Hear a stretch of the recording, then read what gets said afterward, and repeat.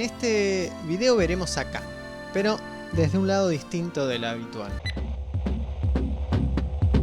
Ya sabemos que Kant fue un pensador bisagra dentro de la filosofía tradicional y eurocéntrica, ¿no? Todos esos aportes hechos en su obra La crítica de la razón pura fueron fundamentales, ¿no? Para pensar las posibilidades y límites del conocimiento, que podrían encontrar sobre esto muchos videos en YouTube. Pero aquí me gustaría indagar justamente en el mundo de la vida, pero desde Kant, ¿no? Kant hará algunas aclaraciones en torno al olfato y el gusto. Y si se me permite, quisiera pensar esto desde una ética de la convivencia, ¿no? Es decir, quizás con una pregunta fundamental que sería: ¿son el comer y el beber potenciadores de la convivencia para Kant? En su escrito Antropología de un punto de vista pragmático, Kant desarrolla una pequeña teoría de los sentidos, ¿no? Dividiendo a estos en dos partes, ¿no? Los superiores y los inferiores. Los superiores serán los sentidos objetivos, ¿no? Como el tacto, la vista y la audición. Ahora bien, los inferiores serán los sentidos subjetivos, ¿no? Como el olfato y el gusto. Por ello, para Kant, la nariz y el paladar no son nobles, ¿no? Porque la representación que se dan a través de ellos son más bien los de la delectación, ¿no? Es decir, el de los placeres de los sentidos. Más allá, ¿no? de ese conocimiento objetivo de lo exterior, como podría venir justamente de esos sentidos superiores. El gusto es subjetivo. Dice Kant: placer y displacer no depende de la facultad de conocer respecto de los objetos, son determinaciones del sujeto. Y como se sabe, para el filósofo lo particular no admite ciencia alguna, porque justamente no puede universalizarse. Ahora bien, más allá del olfato y el gusto, podemos encontrar en Kant escritos en torno al comer, pero sobre todo del beber.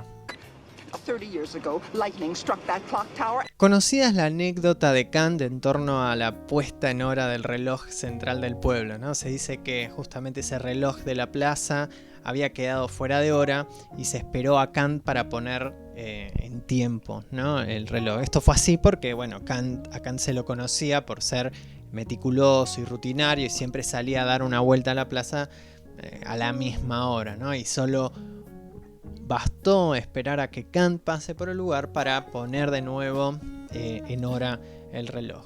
Una anécdota que refleja de alguna manera esa meticulosidad de Kant. Sin embargo, ¿no? Nos cuenta Michel Onfray que hay otra anécdota que nos habla de un Kant treintañero que salía de un café luego de beber no moderadamente, es decir, salió alcoholizado, y de aquí podríamos imaginar una teoría de la embriaguez justamente desde su vivencia personal. Kant dirá sobre la embriaguez: el estado contra natura consistente en la incapacidad de ordenar las representaciones sensibles según las leyes de la experiencia, en la medida en que ese estado resulta del consumo desmesurado de un brebaje.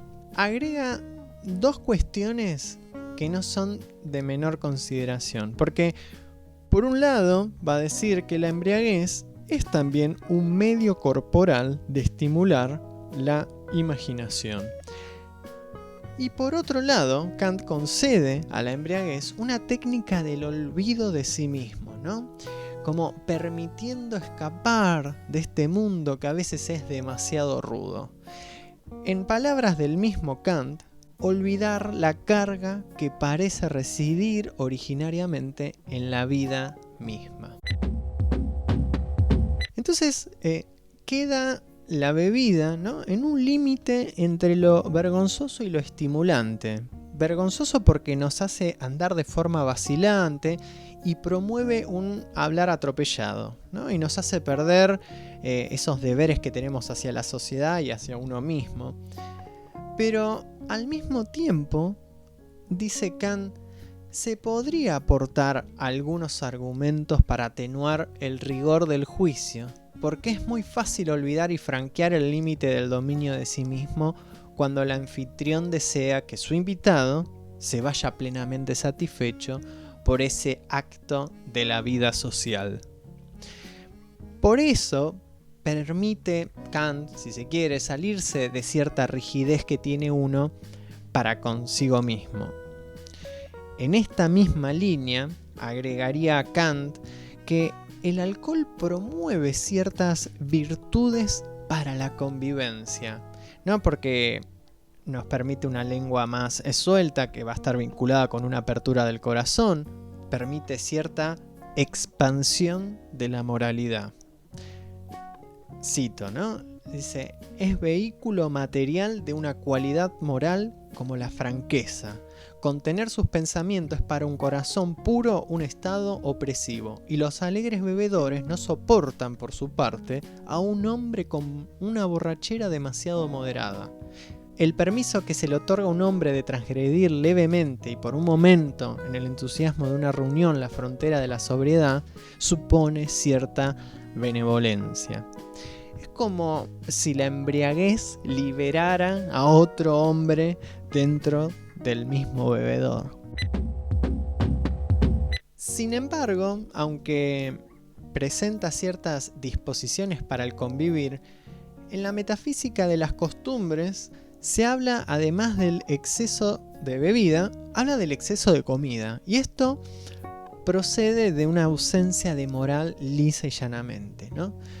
Diríamos que allí hay una falta de respeto a los deberes que uno tiene hacia uno mismo. Kant diría que ese embelesamiento es seductor porque aporta por un instante una anhelada felicidad, una liberación de las preocupaciones e inclusive fuerzas imaginarias, pero es perjudicial porque ocasiona poco después un estado de abatamiento, de debilidad y, lo que es peor, una necesidad de volver a recurrir a ese medio de embrutecimiento y hasta de aumentar la dosis. Y bueno, hay todo un problema aquí que tiene que ver con ese consuelo finito, ¿no? Es decir, no es definitivo, siempre hay que volver a recurrir a él, ¿no? Trayendo ciertas adicciones.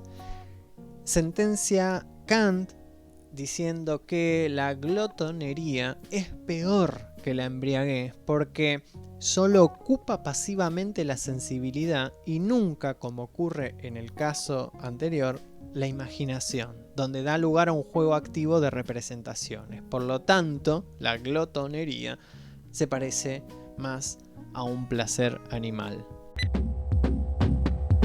El banquete, nos dice el filósofo, es una invitación expresa a la intemperancia en las dos formas de placer que antes mencionábamos, ¿no?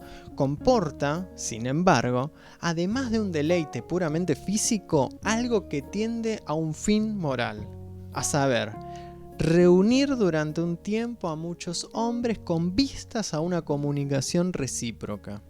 No obstante, como justamente su número cuando supera el de las musas, ¿no? 9 es el número de las musas, esto no permitiría o no permite más que una débil comunicación que siempre va a ser con sus vecinos más próximos.